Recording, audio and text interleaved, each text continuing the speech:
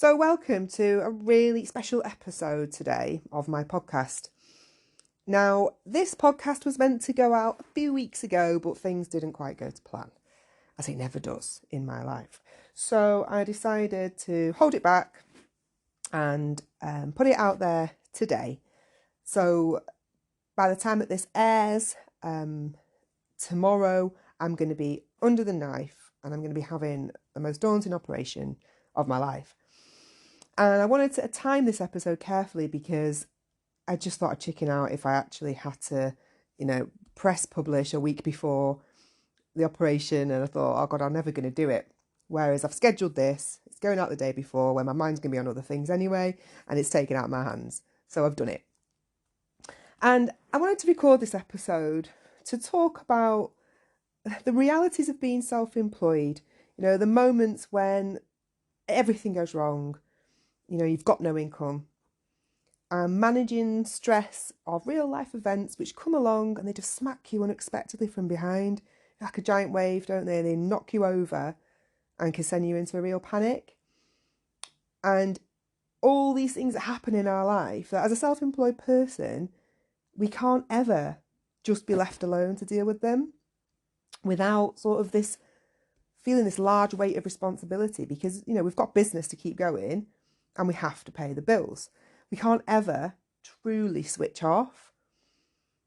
There's grief, there's breakups, there's new motherhood, there's illnesses, physical and mental health issues. The list of life's challenges just sometimes seems impossible to navigate as a self-employed person. And yet you have to do it to stay in business. And I think for me, that's one of the biggest challenges that I face as a self-employed person. When things go wrong in life, I have this overwhelming sense of responsibility to my business and to everything that surrounds it. But I also am a human and I have a life and a family, and things go wrong. But that is most definitely my biggest stress when I have to close because something has happened. We aren't given compassionate leave. We're not given sick pay if we need time off to get well or deal with a difficult situation. We're just not. We have to just deal with it. It's really harsh.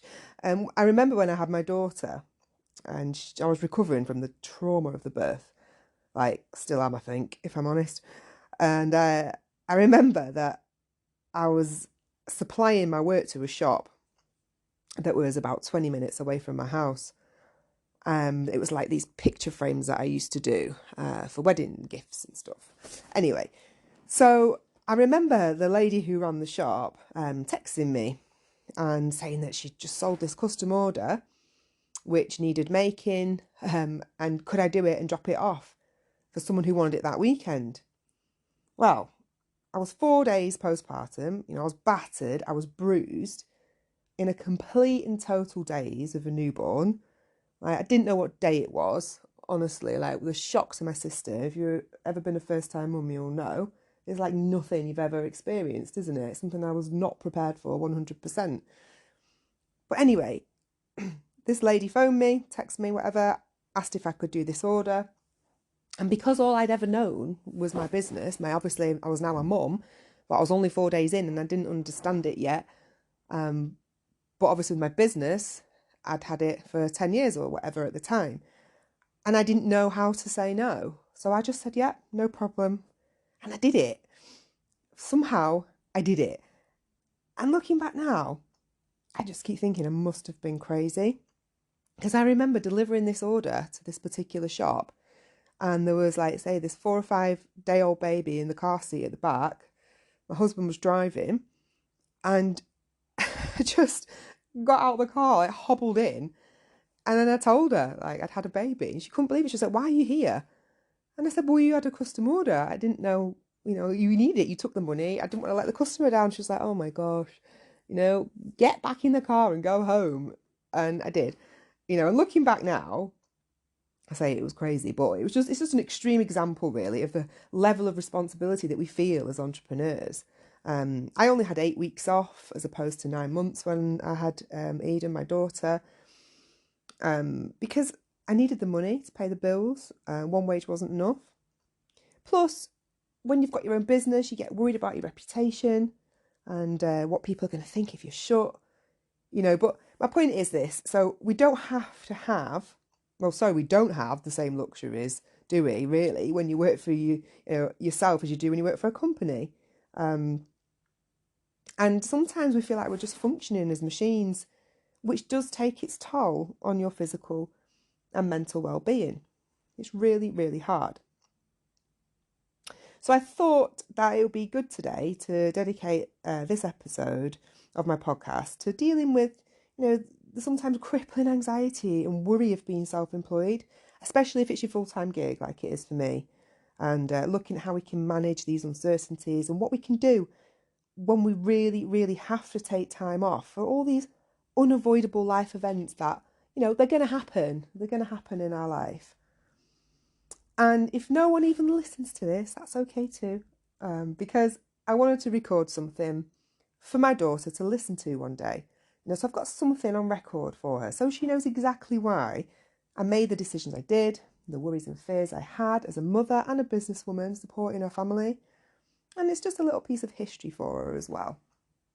So darling, if you're listening to this in 10 years' time, just know that everything I ever do is for you. So, honestly, I don't know how this episode is going to go. I'll probably veer off course massively as I just tell bits of my story. But I'm going to do my best to keep it relevant, so you come away feeling better, not alone, with some of the really difficult challenges that we just find ourselves up against as an entrepreneur on a daily basis. Maybe a bit raw in points. But I've always said when I started this podcast that it will be honest and it will be transparent. And that I do wear my heart on my sleeve. It's just who I am. That's who I am. I just think it's important for people to understand you, to know your situation, and just to let other people know that, they aren't alone if they have things going on as well in their lives that they're struggling with. From the outside, everything can look quite perfect, can't it, for people? And it's not always the case. So, yes, I'm going to use this episode to sort of help you through some of the feelings that you may have been having. So I'm going to take a deep breath. Maybe I could have had a strong gin if it wasn't the time that it was. What is it, 2:00? Maybe a little bit early. I have to do the school pickup shortly, so I better not. But yeah, okay. So where the hell am I going tomorrow? Well, what is going on? I will be on an operating table in Manchester having a procedure that I've been anticipating for 5 years now. I mentioned in another podcast episode that both me and my sister we tested positive for something called the BRCA2 mutation, which basically is a mutation in one of our genes, which means that we are at a really high risk of developing breast and ovarian cancer during our lifetime. Obviously, it was a massive shock at the time for us both. We wouldn't have known about it if my mum hadn't have passed away from breast cancer. And as it happens, we got investigated genetically. We had a history of breast cancer. As it happens, it didn't come from my mum's side. It was actually my dad that carried the gene. But we wouldn't have known about it if it hadn't have been for mum's condition. And I often say now, and both me and my sister believe that, she truly saved our lives. She did. Otherwise, we would never know about this.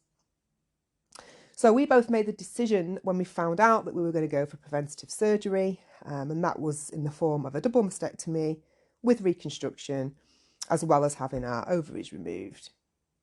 And we just basically decided, that we're not waiting around for it to get us, like it has pretty much every female member of our ever-dwindling family. We're just not. We're not prepared to give it that power. And the fact that we've got this knowledge actually is a really good thing, although it didn't feel like it at the time, and to be honest, it still doesn't feel like it, but I know that it's the right thing to do. If I want to be here, I want to be here for my family, for my daughter, so I know it's something that I have to do, but it doesn't make it any easier, as you can imagine. So my sister now, thankfully, is on the other side of both her operations. She's had them both done. She's doing absolutely fantastically. I'm so proud of her. For me, it's been a little bit slower here up north. I don't know, for those of you that sort of may know me, that are listening. It's been a right journey, to be honest, but my surgery was scheduled for the end of January, and then I contracted a really bad cough. It wasn't actually a chest infection, but it went on for a long time. The 100-day cough, they were calling it where I live. Anyway, I got it, came home from, I think it came from nursery, my daughter's nursery, I don't know. Pretty much the whole of the town that I live in has had some form of this cough. Anyway, our whole household got it, and I got it just a couple of days before my surgery was due last time. So I phoned the hospital, spoke to the anaesthetist, and he said he wasn't going to risk doing the surgery, as I'll be on a vent basically for like 9 hours, and I won't be able to cough, and there was a high risk of infection. So I was literally sobbing down the phone to him, saying I've been waiting such a long time for this operation, please don't forget about me. I'd literally, my hospital bag was packed by the door. I just had a conversation with my daughter, who's only 4. She suffers from really bad anxiety, anticipation anxiety anyway, so I didn't want to tell her too near the actual event. Sorry, too far away from the event, I should say. I wanted to tell her nearer the time. So I did a couple of days before, and then it was just really stressful because then it didn't happen. And it was really upsetting for us all. So I've been waiting for another date, which I received a few days ago. And yeah, all full steam ahead now. So hopefully, I've recorded this episode in advance, but hopefully by the time it goes out, then everything will still be going ahead tomorrow. So as I mentioned, there's just been a roller coaster of emotions experienced in the last few weeks particularly, but for a long time. It's been on and off for a long time. Panic, dread, relief, anger, annoyance, sadness, injustice. I think that is my biggest one, injustice. You name it, I felt it. But as I'm recording this now, I feel okay. At the time of recording, I'm a couple of weeks prior to my surgery, and I feel okay. I'm not calm by any stretch of the imagination, but I'm just okay. And I think accepting is probably the word. And after everything that happened with the delay, the fact it didn't go ahead, I probably feel stronger now than I did back in January when I found out. My heart is palpitating in my chest as I'm recording this, and I keep getting these waves of fear. But I do think that I'm at a level of acceptance now, and I'm staying focused, and that's what matters to me. Because if I remove the blinkers, if I get distracted by all the noise and the worry and the fear and the guilt, can I go through with it? What if I can't? How will I cope? And so on and so on. Will the business survive? Will it not? I don't know. I can't think like that. So I'm standing steadfast now as it gets closer, and I'm being as positive as I can. Have I been on the floor in heaps of tears, sobbing like a baby? Possibly. Have I unnecessarily shouted at my family just because it all feels too much? Maybe. Okay, yes to both. I've done both of those things and much, much more. But I'm being forgiving to myself. It's a huge deal. And honestly, all I can think about right now is getting out alive. That's all I want to do, is get out alive. So, how am I feeling in terms of my business? So if you are in a situation where you'll find it difficult to cope as well, maybe you've got something going on in your life that is really distressing you, maybe you're going through grief or breakup, like I say, or you are a new mom and you're finding it too much and you're running a business, how are you looking at it? How are you dealing with it? For me, I feel like I don't know how I'm going to handle being unable to work really for 12 weeks. That's my first concern. Physically, how am I going to not be able to get up and do the things I normally do? How do you keep a business or 2 businesses alive in my case while you have to deal with all this crap that life throws at you? Because as a self-employed person, we don't just get to forget about it all, like I said earlier. And actually, we don't want to, because we work so hard to get established, to get seen out there, especially social media. You get a momentum going. People expect to see you. You have your presence. It's how you get some sales. But then you disappear because of whatever that's happened. It can be planned, it can be instant, but you're gone. And for me, I feel disappearing for, between 8 to 12 weeks it could be quite hard to recover from. Now, I have actually was shut from, just before Christmas, because I was anticipating my operation in January, so I didn't open. And so I actually have only just opened up in the last week again to do some work before I go in. But, that was hard. I was off the scene for a good month, maybe 6 weeks, and I've definitely dropped off the radar on social media, and it's going to be hard to build that momentum back up again, especially just for a few weeks. But what I've come to realise, especially over the last few months really, that there are times in life that we're just going to have to accept it and know that we are no different to anyone else. People have got a full-time job, they've got secure income, all the benefits. Okay, we are very different to them because we don't have any of that, do we? Let's be honest. But you know what I mean, we're human. And the people in our life are human too. We need to, we need time off to grieve when people die and when we have a breakup. And we can get so stressed to the point of a complete mental breakdown. And that's happened to me before, where I've just kept going and going and going, despite things that were going on in my life. And then I've just exploded. And I've realised that, when things like this happen, we have to take time off to put ourselves first. If you're a mother, for example, with young kids, you know how unpredictable it can be. And you never know when you're actually going to be guaranteed time to do work, because things just change. They change by the hour. You can be sat at your desk, one phone call later from nursery, kids got diarrhea, that's it, you got to go and pick them up. Cancel your meetings, juggle your workload around the day, remainder of the week, work till 11 p.m. that night instead. Then you're pitching up on the sofa with them for however many days necessary. And all the while you're worrying about how much money you're losing and the knock-on effect that it's going to have if you don't show up on social media every day. That pressure, that constant pressure. It's a very, very hard thing to deal with. And honestly, being self-employed, it takes nerves of steel at times. It is not for the faint-hearted. It is really not. Sometimes I don't know how I do it because I'm such a worrier. I worry about everything. I try and anticipate everything. And I don't know how I run my businesses sometimes because it's so unpredictable. But I've done it. I'm doing it. I've always done it. It's all I've known for a long time now. And you have to be prepared for these massive gaps in income that you may experience. You could be lucky enough to have some backup or savings to get you through. But for me, I think the worry of losing my reliable, dependable reputation is always at the forefront of my mind, along with money, obviously, because whenever I have to close my business for longer period of time that I'm comfortable with, it's just there. I'm thinking about money all the time. It sets you back. If you're not making what you normally make every week, it can be very difficult to catch up as a self-employed person.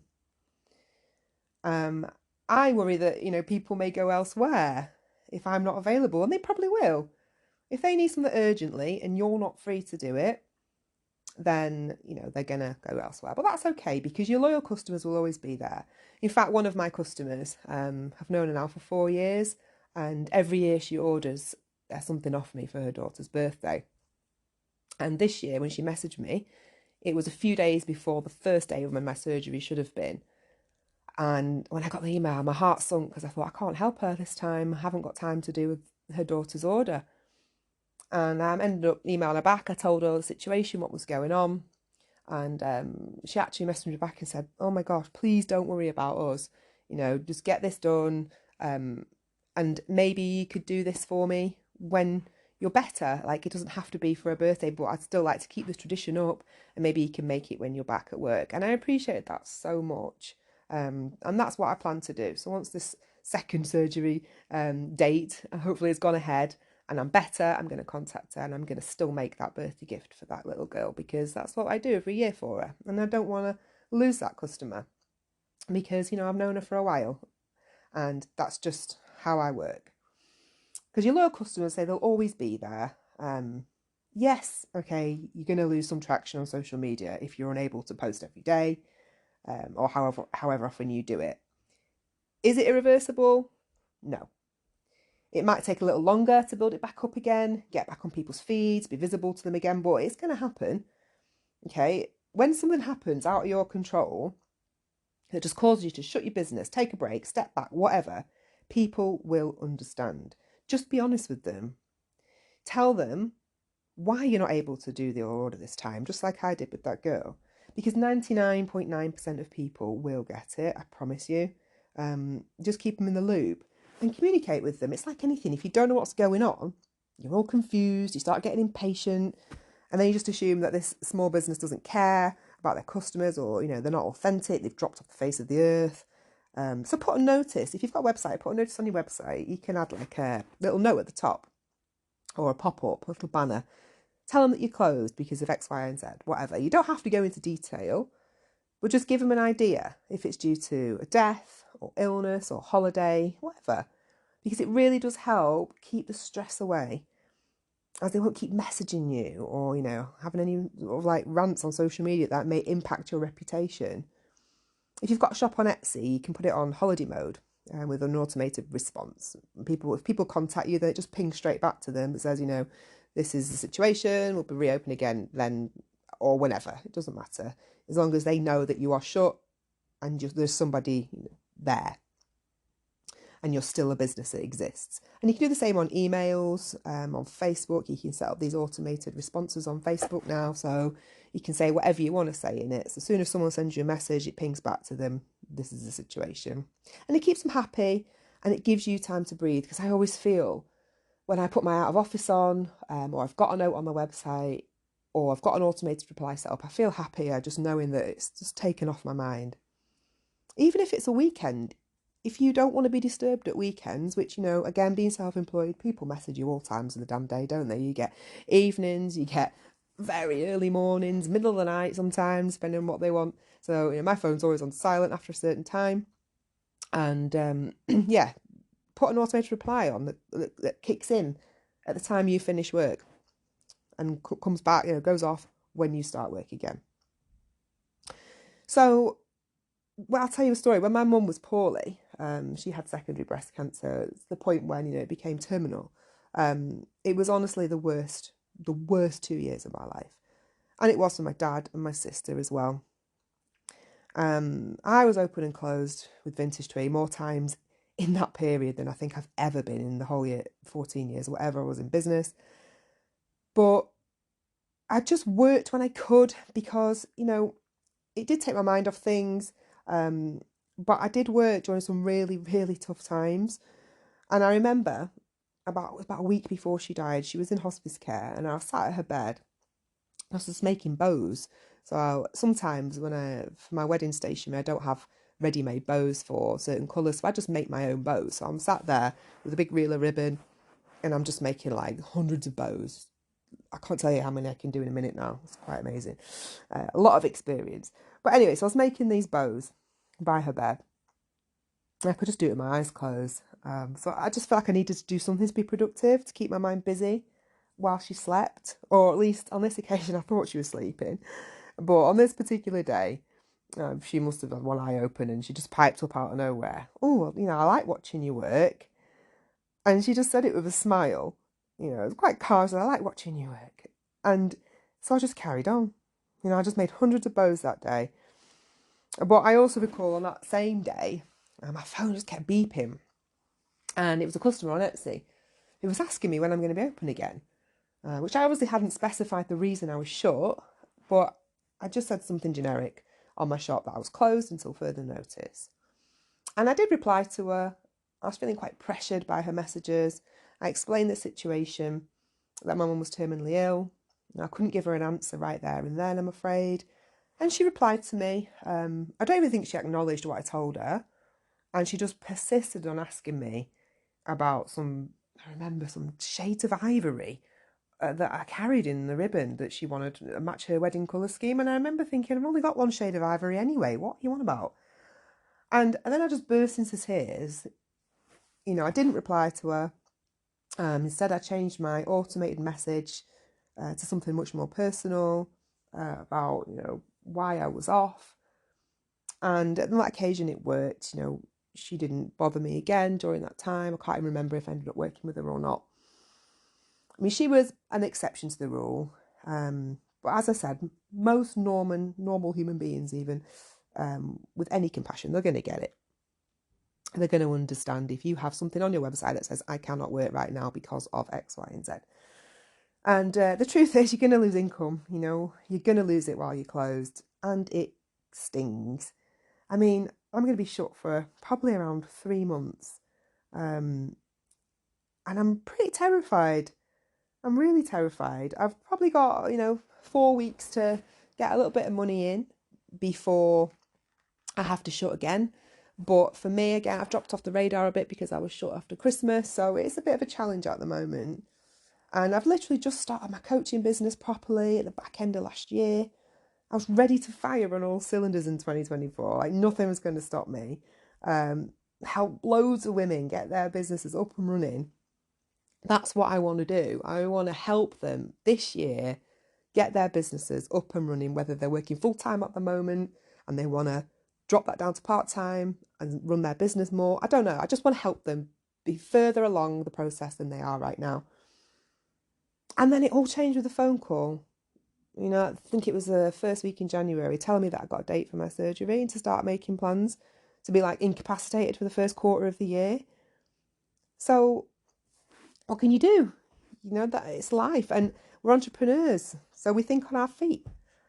And I realised that there's no way that I can run Vintage Twee for at least 8 to 10 weeks due to the limited movements that I'm going to have, the strength that I won't have in my arms and my chest wall and my stomach. And I need to use the equipment that I do for my stationery. I've got the guillotines, punches, and I can't do it. So I'm going to have to take that time off work with Vintage Twee because it's all physical labour for that work. But I do need some income. I can't just not work for that amount of time. So I thought, I don't want to abandon the ladies that I've been talking to on my Facebook group either. I've been helping them with their creative venture. I know I've valued their time so much and I'm really invested in their journey so far. I don't want them to feel like I'm not around for weeks on end. So as soon as I found out about my operation, this was beginning of January, I just hit the gas with a project that I'd started last year. I was planning to launch in the spring and I had to bring it forward by a few weeks. And that's my online course, which I've designed for female entrepreneurs who are starting a creative business and they want to learn how to do it. It's a digital course, so I knew that if I could get it up and running, I could just have it on my website and it was there. If any of these women needed help while I'm not available, while I'm not around, they have something there that they can buy and they can work through at their own pace. So they didn't feel like I'd just disappeared. I spent time building up relationships with these people. I'm invested in them. I want to support them. So I just worked day and night on this online course whilst trying to prep for going in hospital, making sure that my daughter's got the right support in place, booking food shops, buy depressing post-surgery clothes. Oh, God, awful. That I'll hopefully never have to wear again. Just worrying how both my daughter and I are going to cope without each other for a few days. And just, coming to terms with losing a sort of part of me. It's going to change the way I look forever. But in a way, it's been a welcome distraction. Doing this course for me was a blessing in disguise. I'm just so glad that, that I've got that support and I've got that community now who understand where I'm coming from. They know my story and they're 100% behind me, and I can't thank them enough for that. I'm really glad that I worked as hard as I did on it because, even if just a few people buy it while I'm in hospital, while I'm recovering, it's a little bit of income for me. But also because I can go into my operation knowing that I've not thrown away months of establishing friendships with these talented, wonderful women who are in my Facebook group, but I've left them with a little piece of my brain, it's quite a big piece actually because it took me forever to do. So even if I can't be there to help them or interact with them daily and to show them my support, it's there. It's there in the form of this course workbook I designed so they don't feel alone. Because one thing you're always going to get from me is authenticity, because I truly care. I care about all of you, everybody listening. If you've got this far in the podcast, I care that you have taken your time out of your day to listen to me. I'm just grateful. So thank you.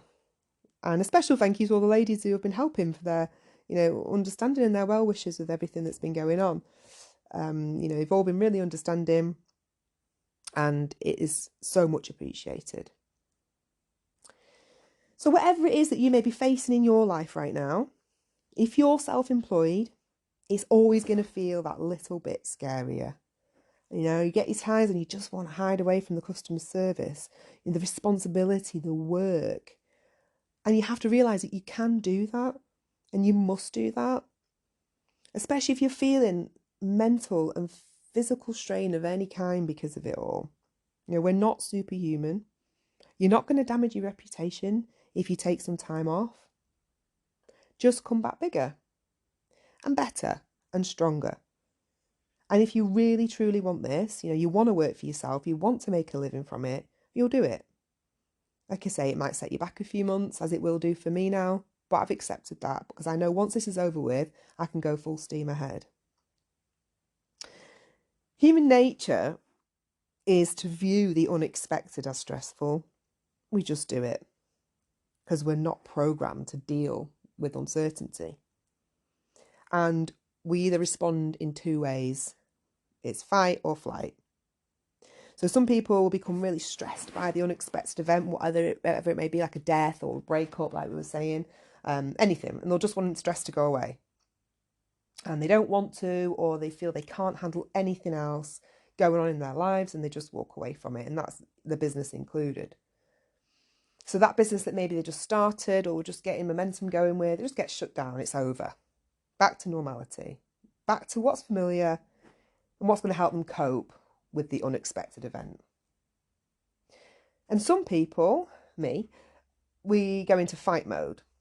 Not immediately, don't get me wrong, I go through a stage of flight mode too, where I literally declare that life is so unfair, I hate everybody, I'm never leaving the house again. But once that sort of shock subsides, my fight mode is then activated and I decide I'm up for the challenge.